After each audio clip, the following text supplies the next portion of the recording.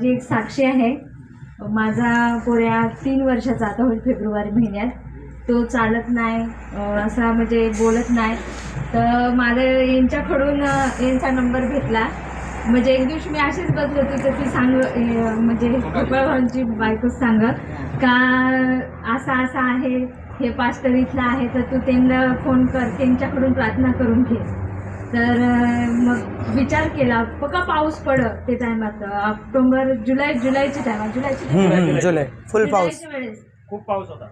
थोडा पाऊस होता. काय यांना बोलवायला मला विचार करा, मी काय कसा बोलू इथं. मग ह्या जुलै महिन्यात आली, इथं पोऱ्यावरून प्रार्थना केली. तर माझा पोऱ्या आता चालत नाही, पण तोच त्याला बसता येत नाही. मी स्वतः असा त्याला उठवून बसवायचो आणि त्याला खायला प्यायला सगळा व्यवस्थित होता. मी स्वतः उठून बसवायचो, त्याला चारायचो. पण आता तो स्वतः त्याचा तोच उठून तोच बसतो आणि थोडासा बोलायचाही प्रयत्न करतो. जे म्हणजे हे आल्यापासून त्याच्या हात बराचसा फरक पडला. आमच्या गावात निरीक्षवासी आहो. आमच्या गावात सगळी विरोध करत होती. आमच्या गावात कोणीच नाही हे विश्वासमध्ये.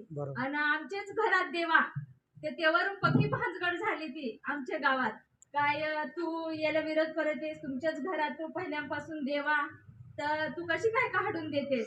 तर मी गावकऱ्यांच्या सगळ्यांच्या विरोधात गेलो का मला पाहतच नाही. मी सगळ्यांना सांगला पोऱ्या माझा बेस होईल ना तर मी स्वतः साक्षी देईन असा.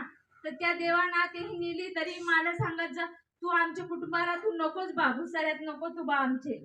तर त्यावरून पक्की मोठी ते भांजगड केली माझ्या संघा. त्याच आजना माझे हरी चावळत नाही होती, काही नाही, पण ह्या आली तठून ते आता माझे संघ बेस आहे त्या चावळत आहे. धन्यवाद.